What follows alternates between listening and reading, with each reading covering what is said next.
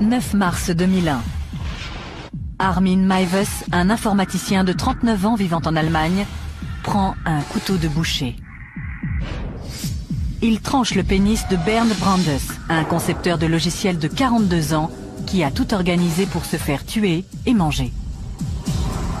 Meiwes coupe le membre en deux. Ils essaient d'en manger un morceau. L'événement est entièrement filmé sur vidéo. 3 heures plus tard, Brandes est toujours en vie. Meiwes le tue en lui plongeant un couteau dans la gorge.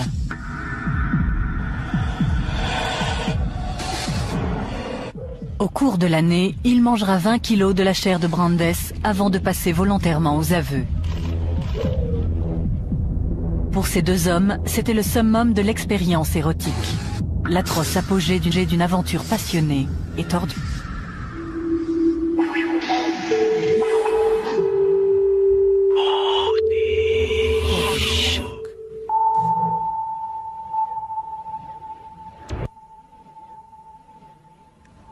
Décembre 2003. Armin Meiwes passe en jugement pour meurtre. Il n'a jamais nié le crime, mais l'affaire est spéciale car il semble l'avoir fait pour sa satisfaction sexuelle. Et il affirme qu'il ne devrait pas être condamné, car sa victime était consentante. Un juge doit déterminer comment et pourquoi ces événements se sont produits. Est-ce un crime que Meiwes devait fatalement commettre ? Ou bien a-t-il cédé à l'exigence de Brandes d'être mutilé de la pire manière imaginable?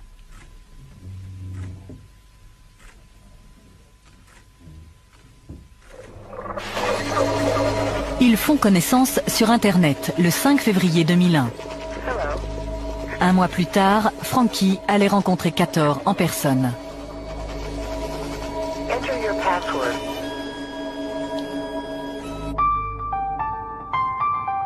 Armin Meiwes a passé la plus grande partie de sa vie dans le petit village rural de Wüstefeld. Il demeure dans un manoir de 40 pièces, l'une des 7 maisons du hameau. Il y a un superbe jardin immense. C'est plutôt un parc.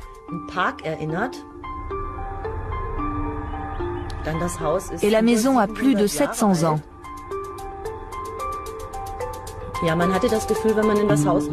En entrant, on avait l'impression de se retrouver dans un autre siècle, comme si le temps s'était arrêté.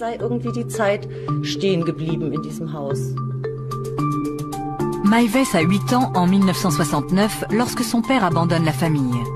Peu après, ses frères déménagent. Il vit alors seul avec sa mère, Waltraud. Elle va dominer sa vie. Sa mère l'aimait beaucoup, mais elle l'exprimait d'une manière très envahissante.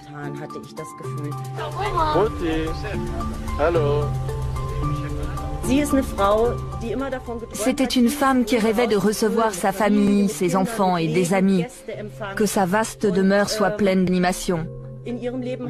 Mais ça ne s'était pas passé ainsi dans sa vie.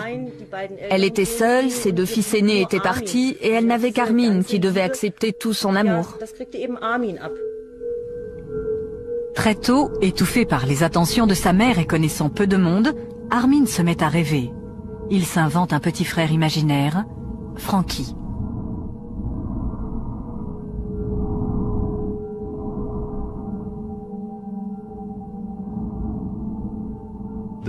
Pour Armin Meiwes, l'intérêt d'avoir un frère imaginaire était qu'il n'était plus seul. J'ai quelqu'un à qui parler, à qui raconter mes idées et mes fantasmes les plus intimes. Il me comprendra, il ne me contredira pas et ne me rejettera pas. Il fait partie de moi.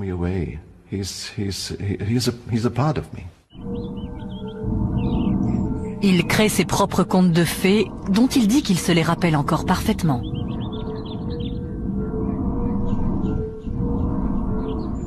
Il s'imagine démembrer et manger d'autres enfants afin qu'ils restent avec lui pour toujours.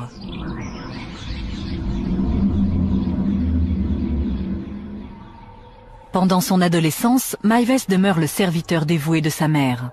Certains commencent à remarquer son absence de la vie du village. Quand nous avons commencé à aller en boîte, vers 15 ans et jusqu'à 18-19 ans, je ne voyais pas beaucoup Armin. Et je ne l'avais pas remarqué parce qu'il ne faisait pas partie de notre bande de copains. Quand nous sortions, il ne venait pas. Il restait toujours chez lui, vêtu des mêmes vieux vêtements. C'était comme ça, il vivait retiré dans sa maison. Un soulagement temporaire lui est accordé quand il s'engage dans l'armée à 19 ans. Mais il est stationné tout près et continue de vivre chez lui. Dans son régiment de ravitaillement, il sort du rang. Mais d'autres soldats s'aperçoivent rapidement que c'est un faible. Il n'était pas si évident qu'il avait du mal à s'affirmer. Dans notre unité, quand on se retrouvait ensemble, nous avions des relations amicales. Par exemple, si Maives disait « Allez, rangez tout ça », on lui répondait « Fais-le toi-même ». Il lui est encore difficile de rencontrer d'autres personnes. On a toujours dit que lorsque Armin invitait des femmes chez lui, sa mère faisait tout ce qu'elle pouvait pour s'en débarrasser. Je pense qu'elle voulait ce qu'il y a de mieux pour lui, et elle avait une idée bien précise de la belle-fille idéale. Il lui avait probablement échappé qu'Armin ne visait pas tout à fait le même genre de belle-fille que celle qu'elle aurait souhaitée. Les gens commencent à s'interroger sur sa sexualité. Il ne le savait peut-être pas vraiment lui-même. Un jour, il m'a demandé si je pensais aussi qu'il était homosexuel. Des rumeurs couraient dans la caserne et les gens racontaient qu'un homme l'avait embrassé sur la joue. Je l'ai entendu dire, mais je n'étais pas présent. Je lui ai donc répondu, « Armin, c'est à toi de déterminer par quel sexe tu es attiré. » À ce moment-là, sa mère est clouée au lit et de plus en plus dépendante de lui. Mais il finit par trouver un moyen de s'échapper, et il en fait des films.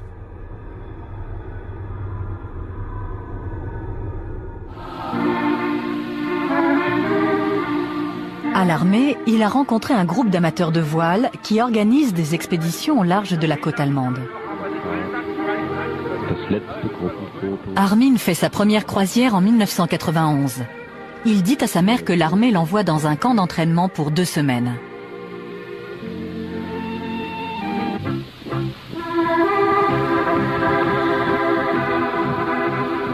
Deux ans plus tard, il décide d'y retourner. Cette fois-ci, il veut le consentement de sa mère. Mais elle n'accepte de le laisser partir que si elle rencontre l'organisateur du voyage.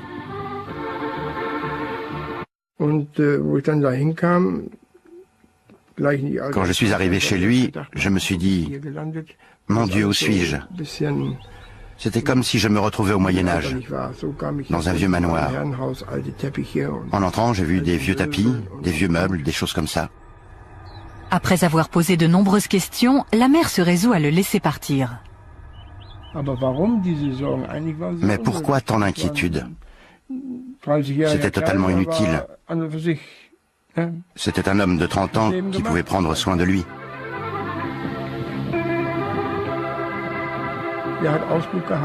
Il faisait le guet, il s'occupait des voiles, et toutes les corvées qu'on doit faire à bord, il les faisait avec joie, une vraie joie.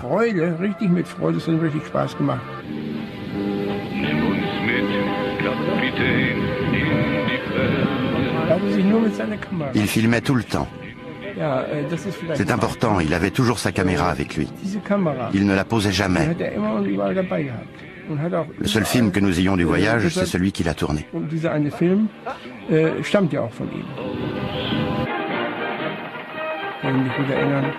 Quand nous nous reposions, il préparait des pâtes. Il adorait ça. Mais en fait, il ne mangeait pas beaucoup. Mais sa mère ne quitte jamais longtemps ses pensées.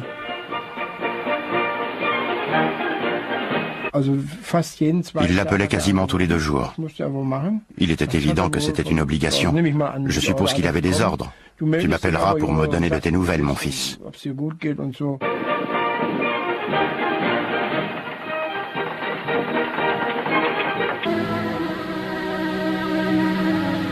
Après des années sans changement, en septembre 1999, sa vie est bouleversée.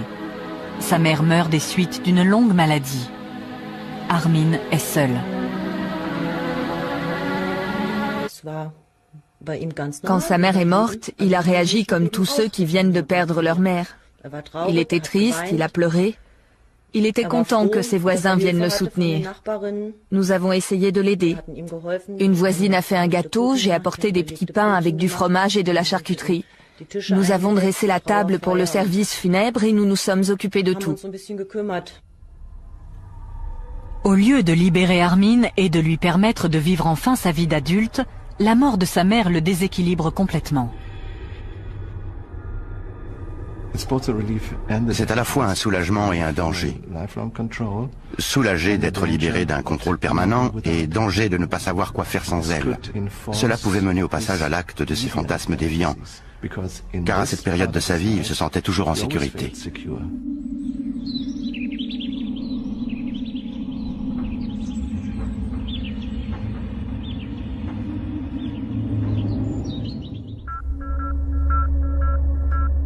Bernd Brandes disparaît le 9 mars 2001. À 42 ans, le concepteur de logiciels berlinois s'est porté volontaire pour être abattu par Armin Meiwes.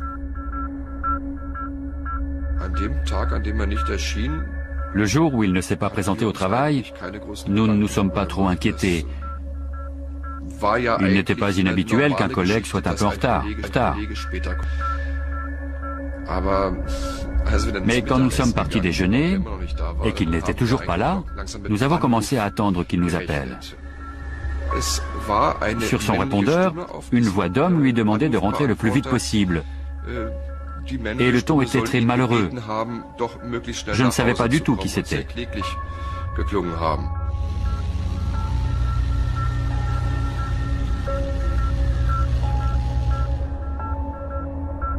J'étais très surpris, parce que ça ne cadrait pas avec l'image que je me faisais de lui. La voix est celle de René Janacek, le petit ami secret de Brandes. Pour lui aussi, la disparition de Bernd est un mystère. Quand la police abandonne les recherches, il contacte des journalistes pour qu'ils enquêtent sur l'affaire. J'ai tout de suite apprécié René. Il a les pieds sur terre. Il est boulanger et il est très franc. Mais il était complètement désespéré quand je l'ai rencontré. Ce qui le rendait fou, c'était de n'avoir aucune explication sur ce qui s'était passé. Pour lui, c'était inconcevable. J'ai essayé de creuser un peu, de savoir si Bernd avait des contacts dans le milieu des prostituées mâles. Peut-être qu'il s'était passé quelque chose là. À Berlin, il arrive parfois qu'un gay disparaisse brusquement. Mais pour René, c'était impensable. Il disait qu'ils avaient l'habitude de regarder la télé ensemble tous les soirs et qu'ils n'allaient au cinéma que de temps en temps. Il rencontrait rarement d'autres amis et il n'avait aucun contact dans les milieux glauques.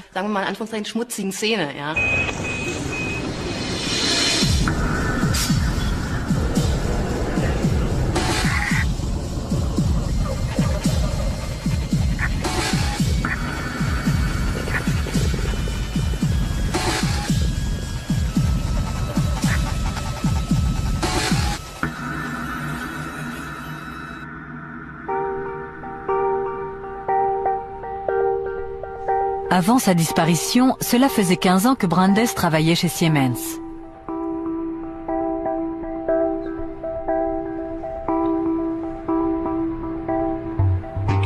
Au début, M. Brandes était très amical, très sociable au bureau. Il s'amusait avec ses collègues et il racontait des blagues. Après sa rupture avec Ariane, sa petite amie de longue date, Brandes n'attend que 3 mois avant de chercher quelqu'un d'autre. Il m'a dit qu'il ne pouvait pas rester seul et il a décidé de se trouver une nouvelle petite amie. En cherchant dans les petites annonces de rencontres et sur Internet, il a initié de nouvelles amitiés et organisé des dîners.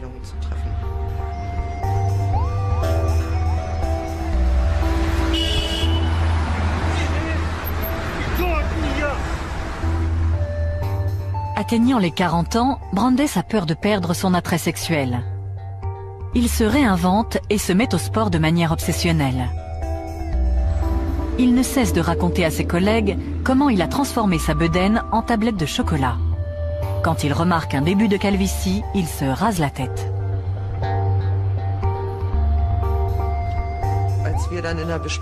Il est arrivé à une réunion et il a obtenu la réaction qu'il attendait. Nous l'avons à peine reconnu sans ses cheveux. Bernd était le genre de personne qui adorait provoquer des réactions. Plus tard, au fil du temps et jusqu'à sa disparition, et alors que nous continuions à travailler ensemble, son comportement m'a semblé de plus en plus négatif. Dans sa quête de sensations, Brandes devient de plus en plus excentrique. Il dépense 3 000 € pour faire venir du Nigeria une fille trouvée par une petite annonce. Mais lorsqu'il va la chercher à l'aéroport, c'est la déception. Elle n'est jamais arrivée. Et il a découvert qu'une autre personne attendait la fille et qu'elle l'avait également payée.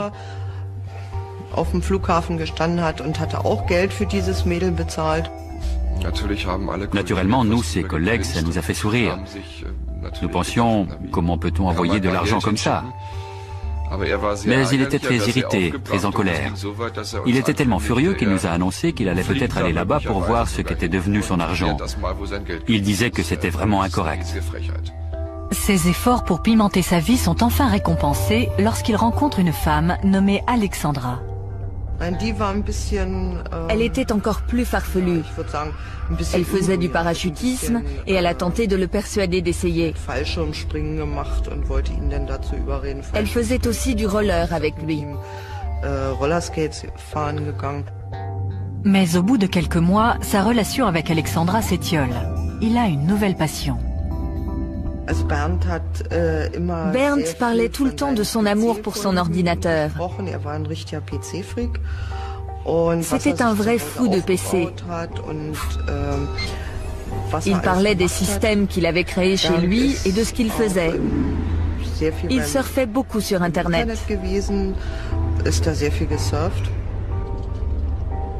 Il finit par trouver quelqu'un qui partage sa passion pour l'informatique. Je savais que Bernd était ami avec un homme et que celui-ci vivait chez lui.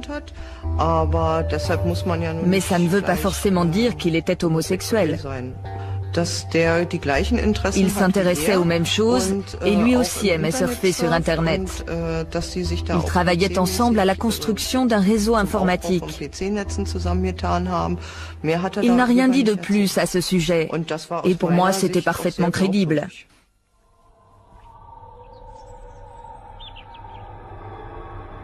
L'année qui suit la mort de sa mère, Armin Meiwes quitte l'armée et commence à travailler comme informaticien dans la ville voisine de Rothenburg. Le temps qu'il consacrait auparavant à sa mère, il le passe maintenant à aider les gens du village. Je me souviens d'une nuit où mon ordinateur s'est bloqué. Je l'ai appelé après minuit en hurlant « Viens tout de suite, fais quelque chose pour mon ordinateur ». 3 minutes plus tard, il était là.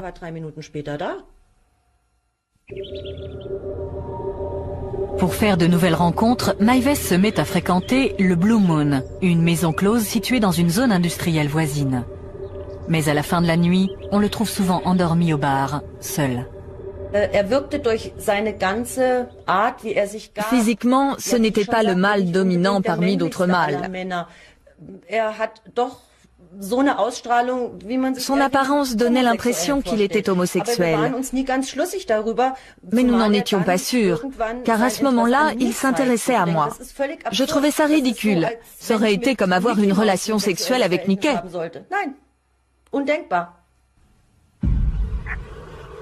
Meiwes affirme avoir rencontré de nombreuses femmes, mais au village, on ne l'a jamais vu avec quelqu'un.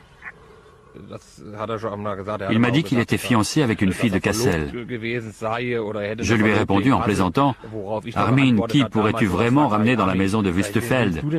Jamais je n'aurais osé amener une fille dans cet endroit. »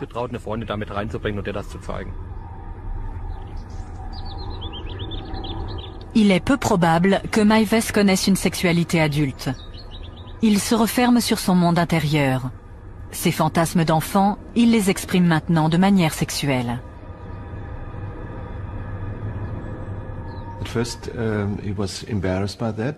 Au début, ça le gênait. Il avait peut-être l'impression qu'ils étaient deux, que deux personnes cohabitaient en lui. Ça ne fait pas partie de moi, ces fantasmes viennent d'ailleurs, d'un fantôme très méchant peut-être. Mais plus il y pensait, plus il lisait sur ce sujet, plus il voyait de films qui en parlaient, plus il l'intégrait dans sa vie. Lorsqu'on en arrive à des comportements extrêmes, comme le fétichisme, on ne peut pas dire que ce soit lié de près à l'éducation de la personne. Parfois, ça peut être relié à une expérience que cette personne a vécue et qui n'a rien à voir avec son éducation. Nous pouvons comprendre de nombreuses formes de fétichisme ou des choses qui s'y rattachent. Par exemple, bien des gens comprennent que les chaussures peuvent être sympas et nous admettons qu'on puisse les trouver très très sympas. Psychologiquement, cela s'explique par le fait que tout peut devenir objet d'excitation sexuelle. Vous apprenez qu'il existe dans le monde une chose qui vous excite sexuellement, vous et personne d'autre. Il installe un ordinateur chez lui et se connecte à des forums de discussion cannibales. Il y trouve des centaines de gens apparemment sur la même longueur d'onde.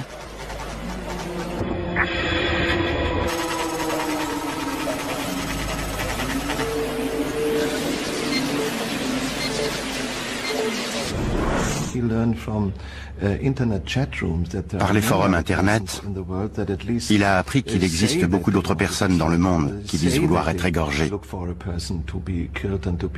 qui disent qu'elles cherchent quelqu'un pour les tuer et les consommer, ce qui a renforcé sa deuxième forme de sexualité de manière obsessionnelle.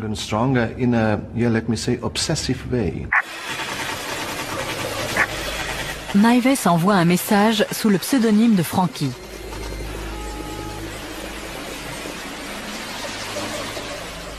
Tandis qu'il poursuit ses recherches secrètes sur le cannibalisme sur Internet, de l'extérieur, rien ne semble avoir changé. Ils s'adaptent parfaitement à la situation, à leurs différences, leur monstruosité. Ils le savent et se taisent, c'est normal. Seul changement notable dans sa vie, il commence à réparer sa maison à présent complètement délabrée. Il ne pouvait pas entretenir la maison comme il le voulait. Il a fait des petites choses. Il a peint l'extérieur. Elle avait l'air bien, du moins de dehors.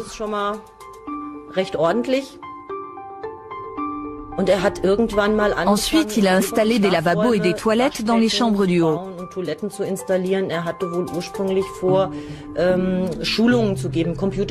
Au départ, il voulait donner des leçons d'informatique et pouvoir offrir l'hébergement aux clients assistant au séminaire de fin de semaine.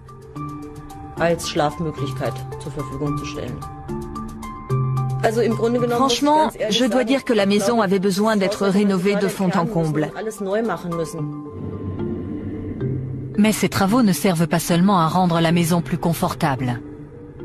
Dans une pièce qu'aucun de ses amis ne verra jamais, Maives bâtit un abattoir afin de réaliser la phase suivante de son fantasme.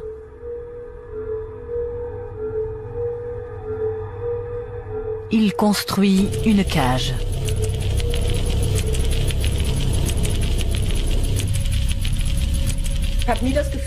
J'ai toujours pensé que je pouvais aller partout.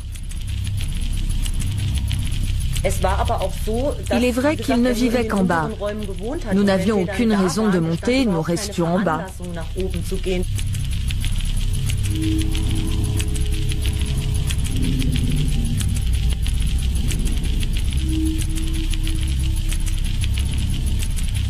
Il expose des photos de son œuvre sur Internet.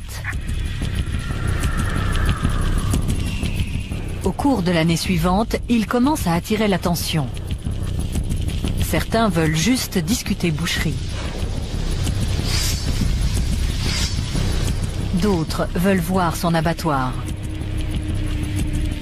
Quand des gens viennent le voir chez lui, Maives dessine des lignes sur leur corps, là où il dit qu'il inciserait. Il les suspend par les pieds grâce à une poulie fixée au plafond. Mais il s'aperçoit que rares sont ceux qui veulent pousser leur fantasme au-delà du jeu de rôle. Tous repartent indemnes.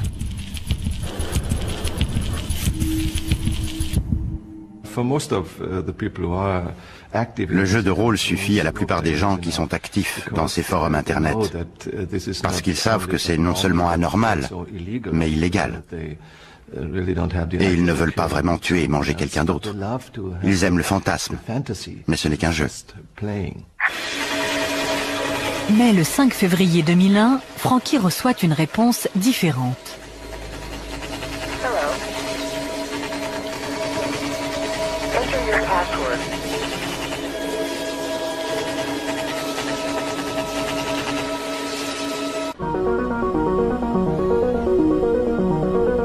L'année précédant sa disparition voit un changement radical dans la vie de Bernd Brandes.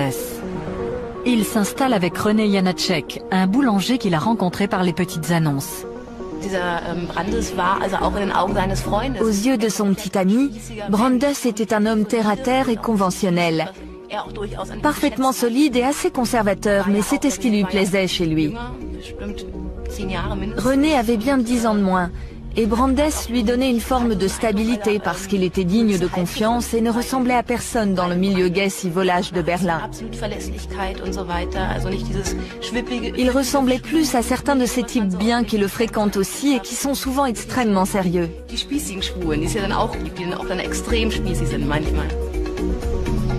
Brandes cache cette relation à ses collègues.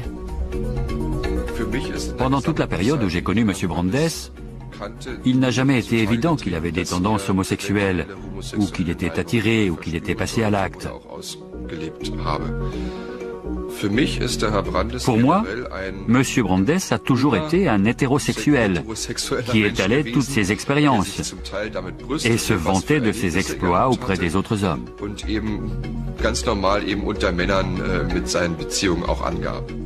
À l'insu de ses collègues et de René, Brandes commence à voir des prostituées hommes qu'il lève à la gare centrale de Berlin. Il leur demande de le fouetter jusqu'au sang. Plus d'une fois, il leur demande de lui croquer le pénis. Il offre des milliers d'euros. Aucun prostitué n'accepte. Il va chercher plus loin la satisfaction de ses désirs masochistes. Il découvre les forums cannibales et s'inscrit sous le nom de Cator. À mon avis, afficher des messages sur ce genre de site internet n'est pas le signe d'un comportement sexuel normal. Mais ça n'a rien de vraiment inquiétant, si on le fait juste pour s'amuser.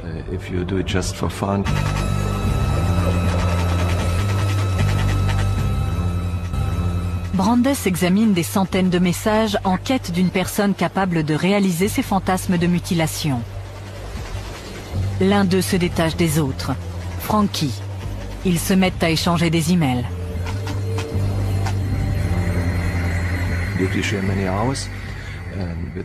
Si on passe de nombreuses heures devant son ordinateur pour trouver des gens avec qui partager ses fantasmes obscènes, je pense qu'on a un problème. Un mois à peine après la rencontre internet de Frankie et de Cator, les deux hommes organisent en détail la réalisation de leurs fantasmes. Comme d'habitude, Brandes part tôt de chez lui, comme s'il allait travailler. René dort encore. Il se rend à la gare centrale de Berlin. Il achète un billet pour Kassel, à l'autre bout de l'Allemagne. Aller simple. Il paye en espèces afin que personne ne puisse reconstituer son voyage.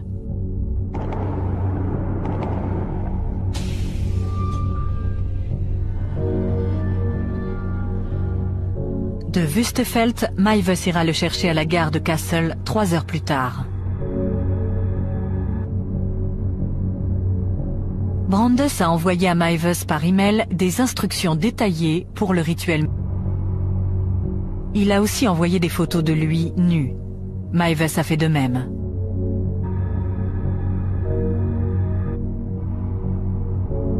Le matin, Brandes efface de son ordinateur tout ce qui pourrait révéler sa destination. On ne l'attendra pas au bureau. il a pris un jour de congé. Il a fait exprès de ne pas manger, afin que ses intestins soient vides. Selon les sites cannibales, ça rendra l'exécution plus facile et sa chair plus savoureuse.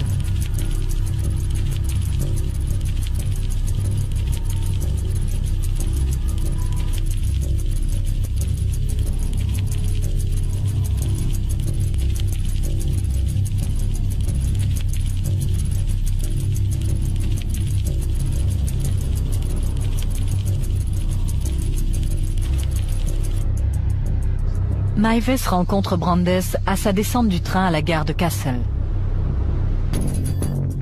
Ils repartent vers Wüstefeld. Ils arrivent à la maison, se déshabillent complètement et prennent un café. Ils montent inspecter l'abattoir. Avec un volontaire sérieux et déterminé, Maives a enfin la chance de réaliser ses fantasmes.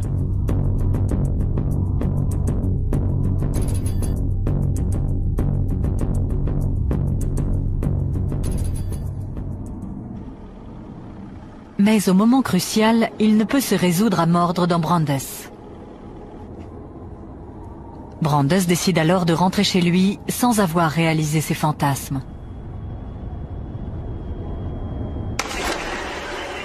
Mais il ne reprendra pas le train pour Berlin. Maives affirme que Brandes l'a supplié de réessayer. Maives le convainc que cette fois, il sera capable d'aller jusqu'au bout.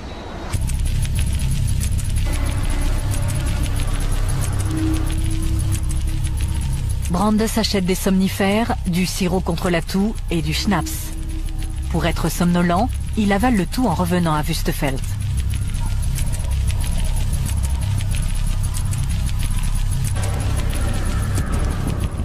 De retour à la maison, Maives prépare sa caméra vidéo afin de filmer le rituel. Il tranche le pénis de Brandes. Il le coupe en deux pour qu'ils puissent en manger chacun un morceau. Mais il est trop dur. Maives descend le faire cuire à la cuisine, tandis que Brandes entre dans la baignoire.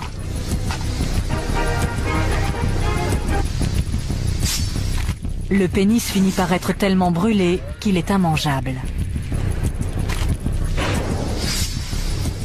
Brandes se vide de son sang dans la baignoire.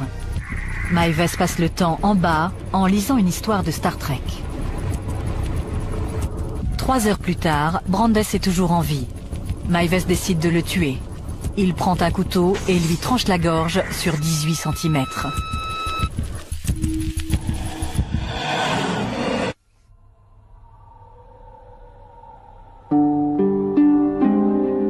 Maives enterre la peau et les entrailles dans son jardin.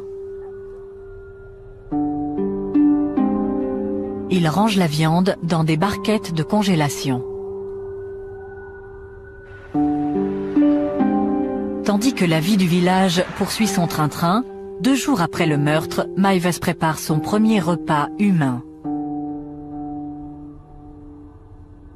Il mange un steak avec des pommes de terre, des choux de Bruxelles, une sauce au poivre et un verre de vin rouge. Plus tard, il dira à la police que ça a le goût du porc. Il fait cuire au four un os du bras et le râpe pour en faire de la farine. Il met le pied de Brandes sur un plateau et le décore. Il racontera qu'il a ressenti sa première excitation sexuelle en se masturbant devant la vidéo du meurtre.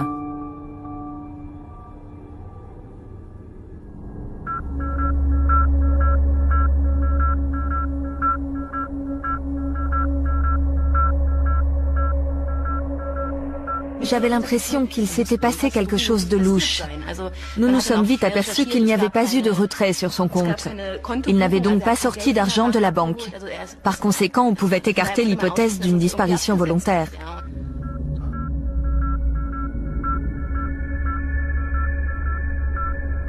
D'autres indices font surface. Un ami de René se souvient avoir vu Brandes dans une gare de Berlin le jour de sa disparition. Nous sommes allés à la gare de Charlottenburg et nous nous sommes dit Nous sommes là. Qu'est-ce qu'on peut bien faire à partir d'ici? Où peut-on aller? Nous avons tenté de reconstituer les faits. Y a-t-il un endroit près d'ici d'où on peut sauter? Nous étions tous deux complètement perdus et René était désespéré parce que ça n'avait aucun sens.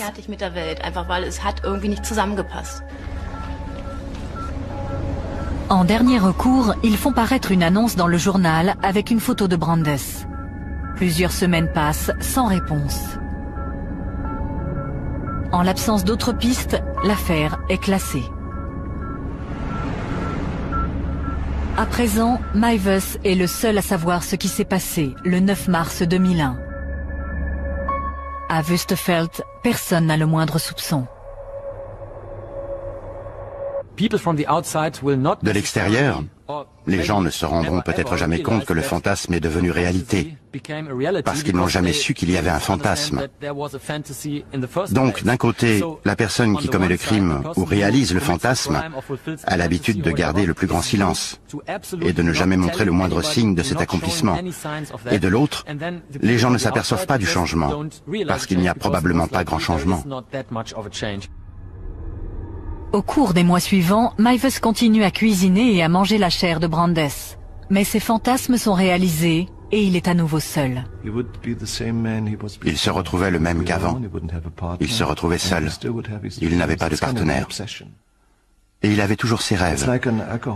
C'est une sorte d'obsession, comme un alcoolique qui dit qu'il ne boira plus jamais. Mais des mois ou des années plus tard, il se remet à boire. Et tout ce qu'il a pu dire n'est rien, parce que cette obsession, cette dépendance fait toujours partie de sa personnalité. C'est pareil avec un cannibale.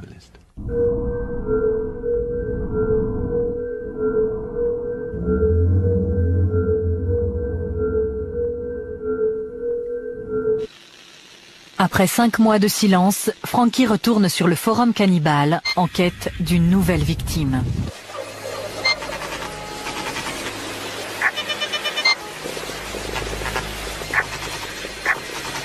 Pour convaincre de son sérieux, il donne des détails sur son crime.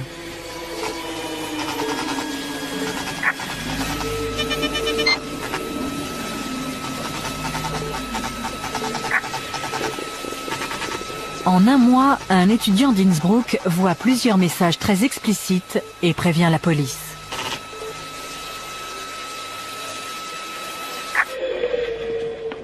À 8h45, le 10 décembre 2002, près de 2 ans après le meurtre, 7 agents de police se présentent chez Meiwes.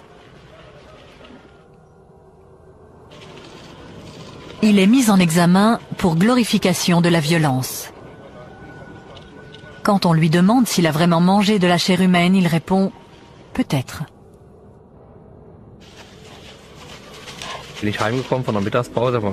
Pendant ma pause déjeuner, je suis rentré à la maison vers midi.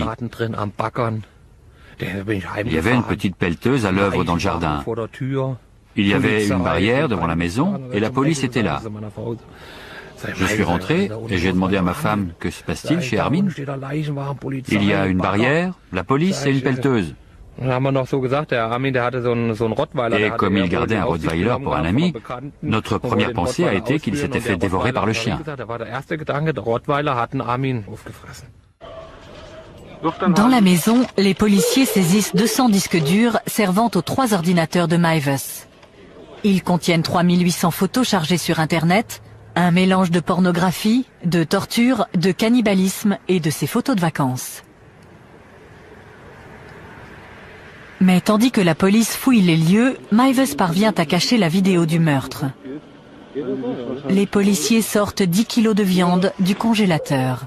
Dans le jardin, ils découvrent les restes. Ils sont envoyés à un laboratoire de police scientifique pour faire confirmer leur origine humaine. Mais comme les résultats ne seront pas disponibles avant 24 heures, Meiwes est relâché, tandis que la police cherche d'autres preuves. Il appelle son avocat dans la ville voisine de Rothenburg et avoue.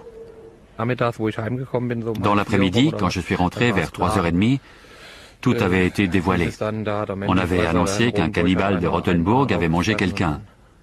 Ce n'était donc pas le Rottweiler qui avait mangé Armin, mais Armin qui avait dévoré un autre homme. Meiwes révèle à la police l'endroit où il a caché la bande vidéo compromettante. Une telle animation dans le village fait courir la rumeur. Journalistes et équipes de télé se précipitent au manoir. Faire la une avec des histoires sanguinaires est très mauvais pour nous. Nous devions donc essayer d'en parler de manière délicate. Les gens se demandaient comment ils avaient pu ne rien remarquer. Je l'ai appris au téléphone par une amie. Tu es allé à Wüstefeld aujourd'hui? Puis elle a dit d'une voix très bizarre, Armin a tué quelqu'un. J'ai pensé qu'il avait eu un accident et que malheureusement quelqu'un était mort. Ça a été ma première pensée, parce qu'Armin était la personne la plus gentille du monde. Les autres marins l'ont appris et m'ont appelé pour me demander si c'était vrai que c'était Armin. J'ai dit oui, ça me dépasse complètement. Il était si ouvert, si amical, si poli. On ne peut pas le dire autrement. C'était comme ça. Je pourrais presque le dire encore aujourd'hui.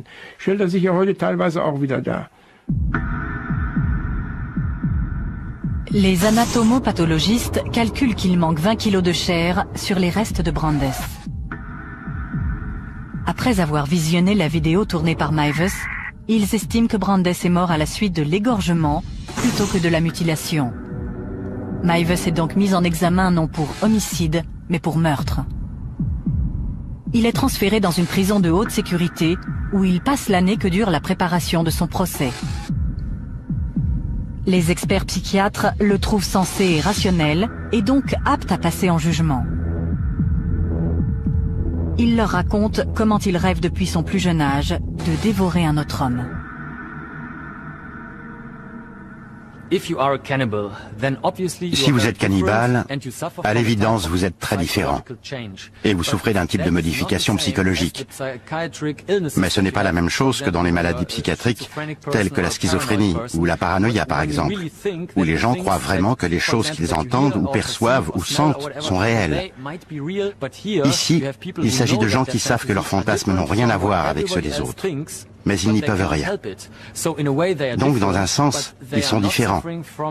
Mais ils ne souffrent pas du type de maladie mentale extrêmement grave que nous remarquerions immédiatement dans la rue.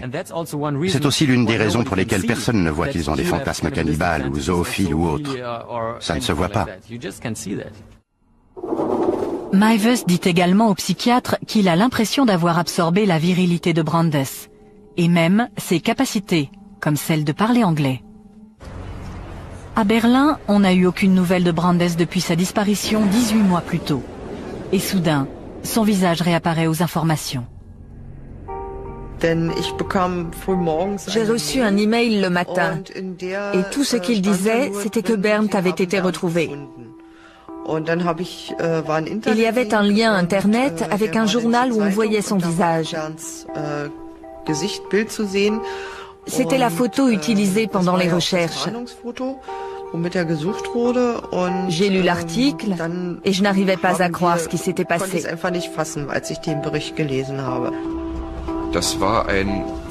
C'était un Bernd Brandes complètement différent de celui que nous connaissions. Nous ne l'aurions jamais imaginé comme ça. Ça ne nous aurait jamais traversé l'esprit.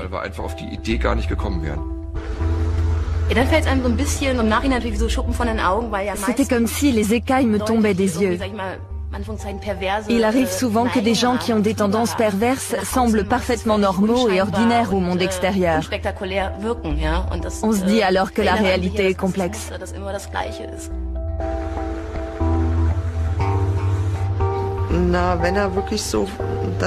S'il a vraiment fait tout ça comme on le dit, alors je dois dire honnêtement que c'était un très bon acteur.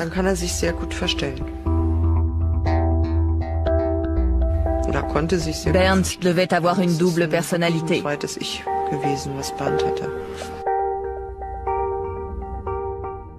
Je pense que personne ne comprend pourquoi il a voulu faire ça. L'une des raisons est évidente. Vous ne voulez pas exister, vous voulez disparaître complètement, mais en même temps, ça vous donne du pouvoir. C'est une sorte de domination par le bas. Je suis très faible, mais quelqu'un va me manger, et aussi longtemps que je vivrai, il va m'aimer parce que je me laisse manger. Et il est évident que je possède une énergie qui lui est précieuse. Je suis donc faible, mais de ma faiblesse naît le pouvoir, car l'autre me veut. Brandes ne se contentait pas de fantasmer, il voulait vraiment être tué. C'est mon droit de me suicider comme je le veux, et je veux le faire comme ça.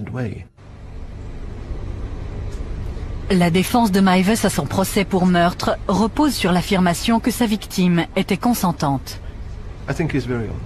Je pense qu'il est très honnête. Ce que Maives nous dit du consentement de Brandes est vrai. Ce n'est pas un mensonge. La question du consentement est le point crucial de toute l'affaire. Parce que dans les cas habituels, les victimes ne consentent d'aucune manière. Parce que le cannibalisme n'est pas illégal en Allemagne, l'accusation repose sur le fait que le crime avait des motivations sexuelles. Si c'est prouvé, Maives sera condamné pour meurtre, même si sa victime était consentante. On devrait l'enfermer pour toujours. Parce que moi, je ne tuerais pas un cochon si j'avais suffisamment de saucisses dans le frigo. Il aurait pu se remettre à chercher la bonne personne. Peut-être pas cette année, ni l'année prochaine, ni dans 3 ans. Mais si la bonne personne s'était présentée, qui peut dire qu'il n'aurait pas tué à nouveau?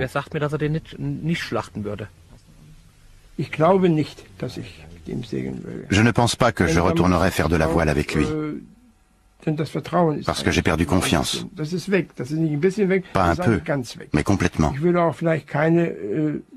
Je ne sais pas si je pourrais trouver d'autres marins pour partir en mer et l'aider à se réinsérer. Peut-être qu'on y retournera une fois et on verra ce qui se passe. Avec 4 hommes en face de lui à bord, nous serons plus forts que lui, et nous pourrons le surveiller. Et si le pire devait arriver, nous pourrions toujours le jeter par-dessus bord. Ce serait le moyen le plus simple d'en finir avec lui. La société ne peut pas vivre avec des gens qui ont ces perversions sexuelles. C'est sa manière de faire l'amour. C'est comme ça qu'il veut faire l'amour. Et c'est un trouble psychique.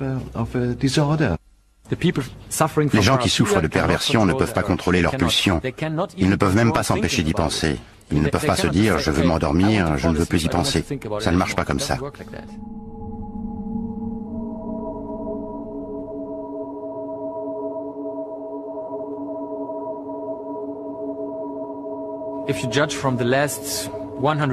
Si l'on en juge par les 100 dernières années, il est peu probable que ça se reproduise en Allemagne au cours de notre vie. Mais c'est possible.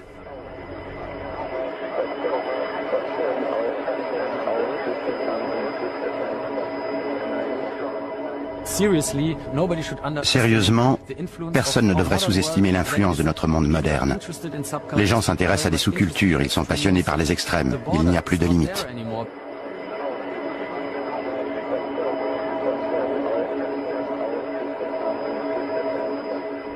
Les sous-cultures sont de plus en plus accessibles par le net.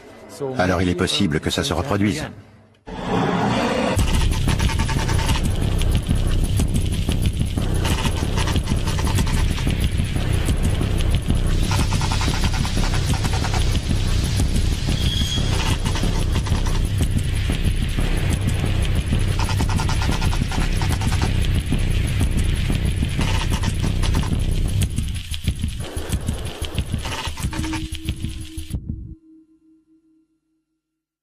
Photos de vacances.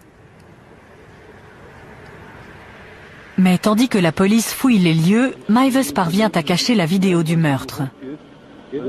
Les policiers sortent 10 kilos de viande du congélateur. Dans le jardin, ils découvrent les restes. Ils sont envoyés à un laboratoire de police scientifique pour faire confirmer leur origine humaine. Mais comme les résultats ne seront pas disponibles avant 24 heures, Maives est relâché, tandis que la police cherche d'autres preuves. Il appelle son avocat dans la ville voisine de Rothenburg et avoue. Dans l'après-midi, quand je suis rentré vers 3h30, tout avait été dévoilé. On avait annoncé qu'un cannibale de Rothenburg avait mangé quelqu'un. Ce n'était donc pas le Rottweiler qui avait mangé Armin, mais Armin qui avait dévoré un autre homme. Maives révèle à la police l'endroit où il a caché la bande vidéo compromettante. Une telle animation dans le village fait courir la rumeur. Journalistes et équipes de télé se précipitent au manoir. Faire la une avec des histoires sanguinaires est très mauvais pour nous. Nous devions donc essayer d'en parler de manière délicate.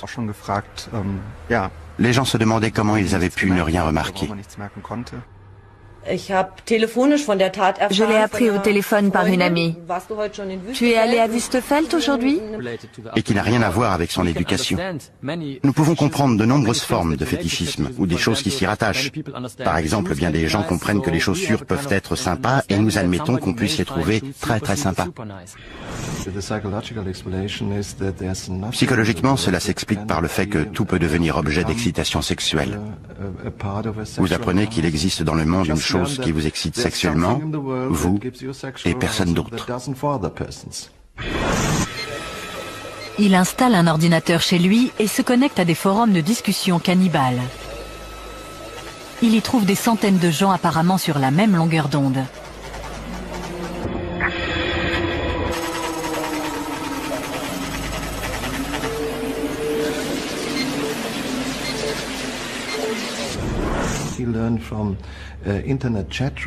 Par les forums Internet, il a appris qu'il existe beaucoup d'autres personnes dans le monde qui disent vouloir être égorgées, qui disent qu'elles cherchent quelqu'un pour les tuer et les consommer, ce qui a renforcé sa deuxième forme de sexualité de manière obsessionnelle.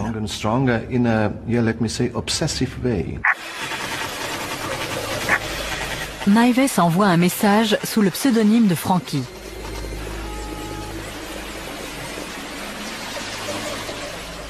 Tandis qu'il poursuit ses recherches secrètes sur le cannibalisme sur Internet, a appris qu'il existe beaucoup d'autres personnes dans le monde qui disent vouloir être égorgées, qui disent qu'elles cherchent quelqu'un pour les tuer et les consommer, ce qui a renforcé sa deuxième forme de sexualité de manière obsessionnelle.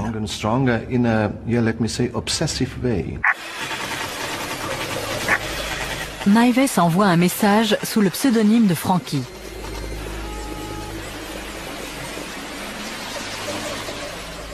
Tandis qu'il poursuit ses recherches secrètes sur le cannibalisme sur Internet, de l'extérieur, rien ne semble avoir changé.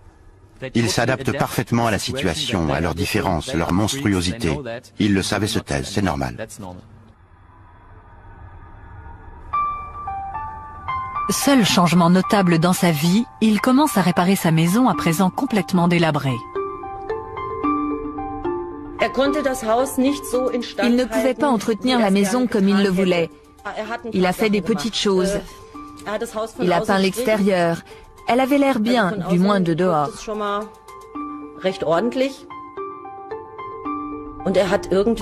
Ensuite, il a installé des lavabos et des toilettes dans les chambres du haut.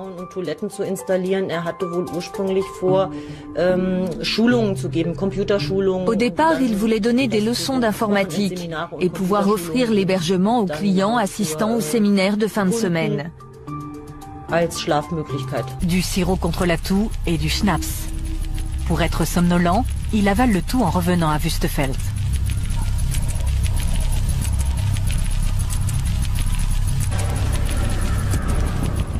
De retour à la maison, Maives prépare sa caméra vidéo afin de filmer le rituel.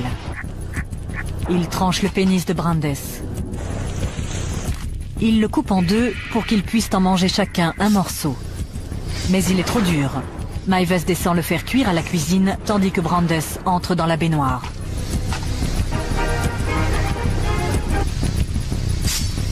Le pénis finit par être tellement brûlé qu'il est immangeable. Brandes se vide de son sang dans la baignoire. Maives passe le temps en bas en lisant une histoire de Star Trek. 3 heures plus tard, Brandes est toujours en vie. Maives décide de le tuer. Il prend un couteau et lui tranche la gorge sur 18 cm.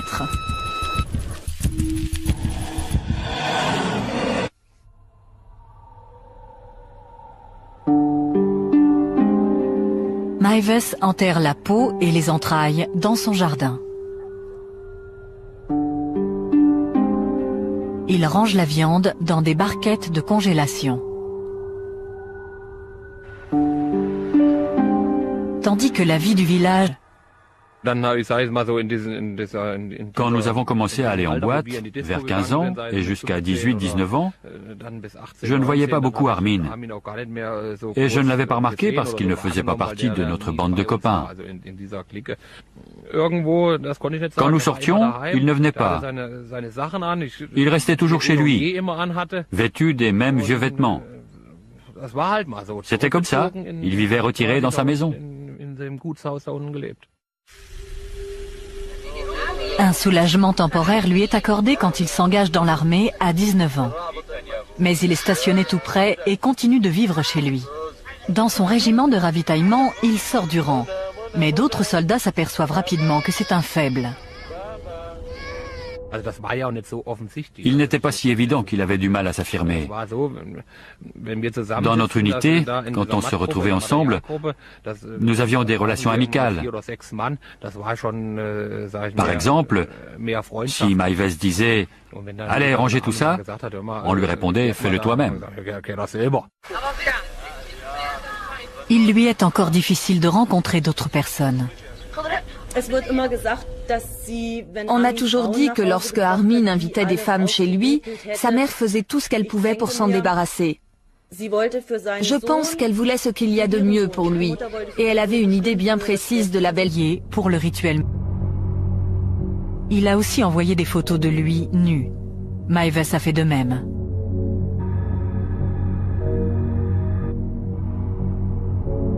Le matin, Brandes efface de son ordinateur tout ce qui pourrait révéler sa destination.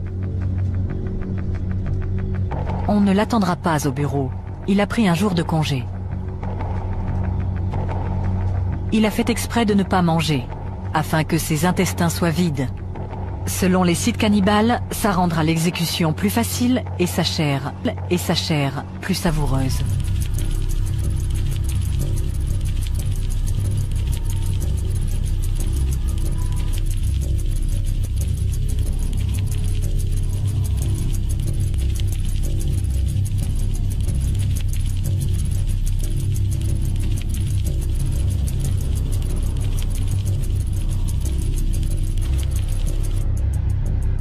Maives rencontre Brandes à sa descente du train à la gare de Kassel. Ils repartent vers Wüstefeld. Ils arrivent à la maison, se déshabillent complètement et prennent un café. Ils montent inspecter l'abattoir. Avec un volontaire sérieux et déterminé, Maives a enfin la chance de réaliser ses fantasmes.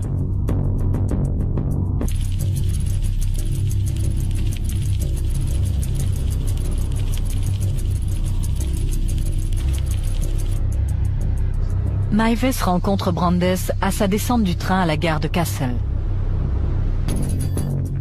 Ils repartent vers Wüstefeld. Ils arrivent à la maison, se déshabillent complètement et prennent un café. Ils montent inspecter l'abattoir. Avec un volontaire sérieux et déterminé, Maives a enfin la chance de réaliser ses fantasmes.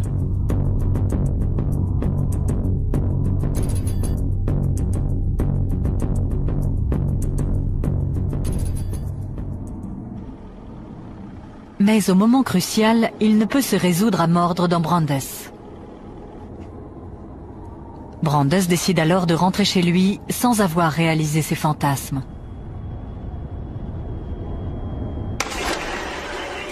Mais il ne reprendra pas le train pour Berlin. Maives affirme que Brandes l'a supplié de réessayer. Maives le convainc que cette fois, il sera capable d'aller jusqu'au bout.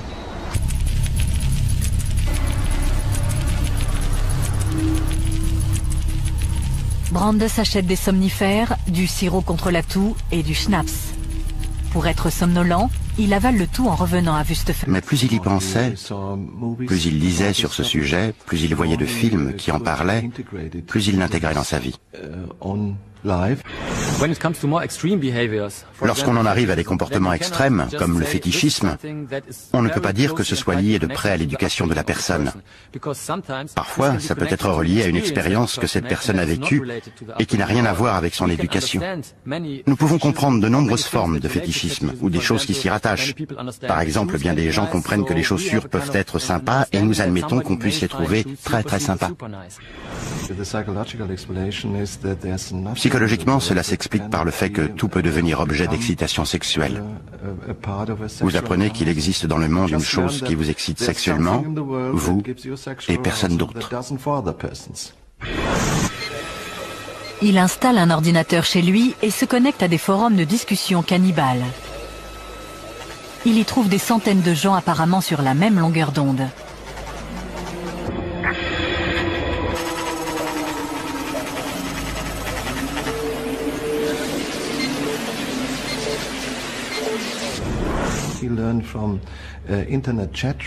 Par les forums Internet, il a appris qu'il existe beaucoup d'autres personnes dans le monde qui disent vouloir être égorgées, qui disent qu'elles cherchent quelqu'un pour les tuer et les consommer. Ce qui a renforcé sa détresse, l'intérêt d'avoir un frère imaginaire était qu'il n'était plus seul. J'ai quelqu'un à qui parler, à qui raconter mes idées et mes fantasmes les plus intimes. Il me comprendra, il ne me contredira pas et ne me rejettera pas. Il fait partie de moi.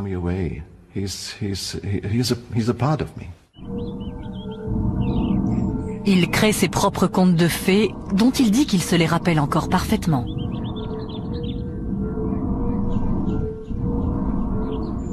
Il s'imagine démembrer et manger d'autres enfants afin qu'ils restent avec lui pour toujours.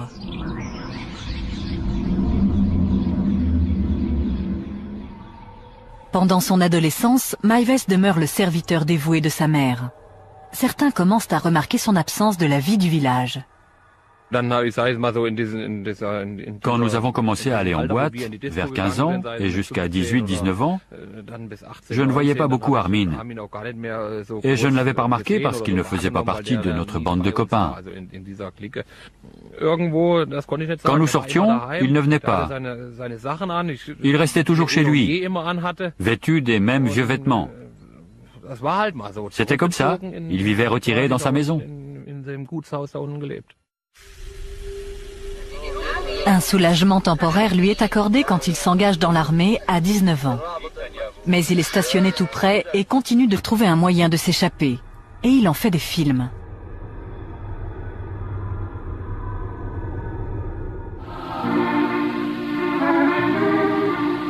À l'armée, il a rencontré un groupe d'amateurs de voile qui organise des expéditions au large de la côte allemande. Armin fait sa première croisière en 1991. Il dit à sa mère que l'armée l'envoie dans un camp d'entraînement pour 2 semaines.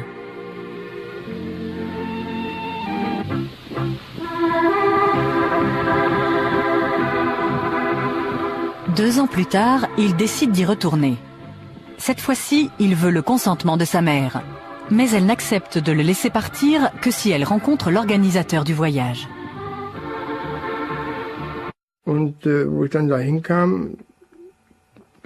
Quand je suis arrivé chez lui, je me suis dit, mon Dieu, où suis-je?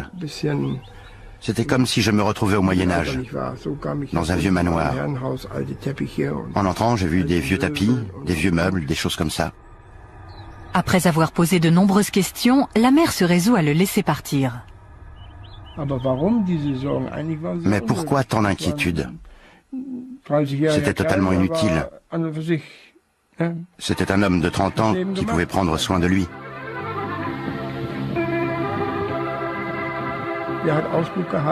Il faisait le... Franchement, je dois dire que la maison avait besoin d'être rénovée de fond en comble. Mais ces travaux ne servent pas seulement à rendre la maison plus confortable. Dans une pièce qu'aucun de ses amis ne verra jamais, Maives bâtit un abattoir afin de réaliser la phase suivante de son fantasme.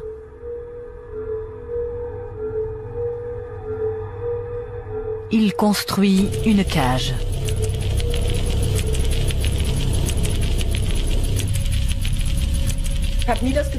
J'ai toujours pensé que je pouvais aller partout. Il est vrai qu'il ne vivait qu'en bas. Nous n'avions aucune raison de monter, nous restions en bas.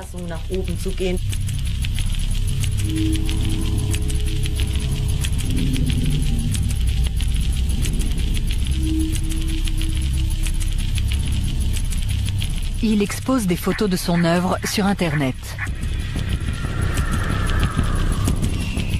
Au cours de l'année suivante, il commence à attirer l'attention. Certains veulent juste discuter boucherie. D'autres veulent voir son abattoir. Quand des gens viennent le voir chez lui, Meiwes dessine des lignes sur leur corps, là où il dit qu'il inciserait. S'il a vraiment mangé de la chair humaine, il répond « peut-être ».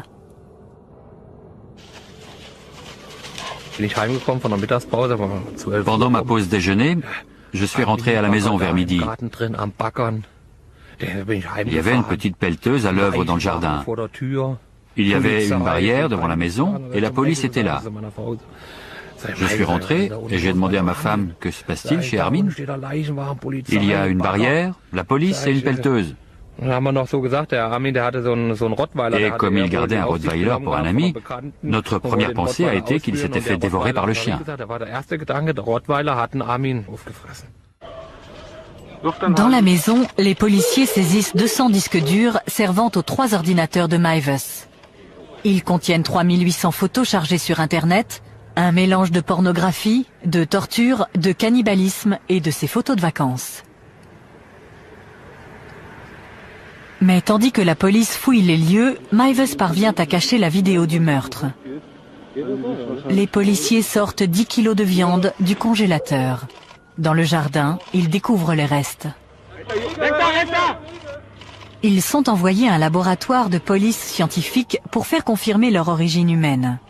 Mais comme les résultats ne seront pas disponibles avant 24 heures, Meiwes est relâché, tandis que la police cherche d'autres preuves. Il appelle son avocat dans la ville.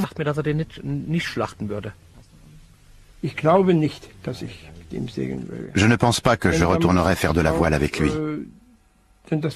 Parce que j'ai perdu confiance. Pas un peu, mais complètement. Je ne sais pas si je pourrais trouver d'autres marins pour partir en mer et l'aider à se réinsérer. Peut-être qu'on y retournera une fois et on verra ce qui se passe. Avec 4 hommes en face de lui à bord, nous serons plus forts que lui et nous pourrons le surveiller. Et si le pire devait arriver, nous pourrions toujours le jeter par-dessus bord. Ce serait le moyen le plus simple d'en finir avec lui. La société ne peut pas vivre avec des gens qui ont ces perversions sexuelles. C'est sa manière de faire l'amour. C'est comme ça qu'il veut faire l'amour. Et c'est un trouble psychique. Les gens qui souffrent de perversion ne peuvent pas contrôler leurs pulsions. Ils ne peuvent même pas s'empêcher d'y penser. Ils ne peuvent pas se dire « je veux m'endormir, je ne veux plus y penser ». Ça ne marche pas comme ça.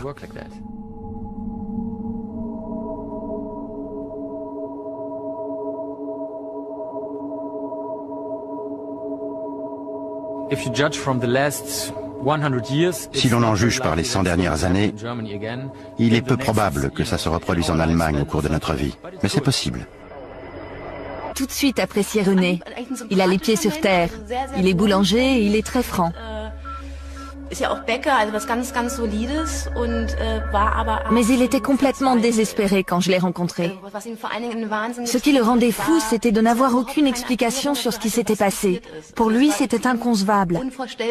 J'ai essayé de creuser un peu, de savoir si Bernd avait des contacts dans le milieu des prostituées mâles.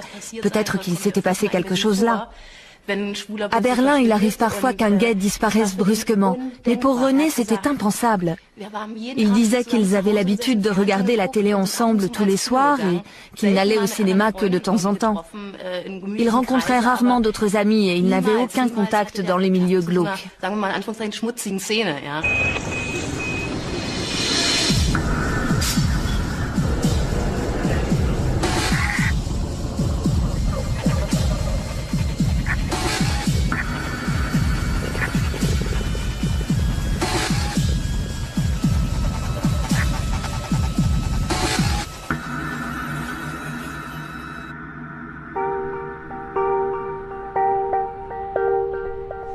Avant sa disparition, cela faisait 15 ans que Brandes travaillait chez Siemens.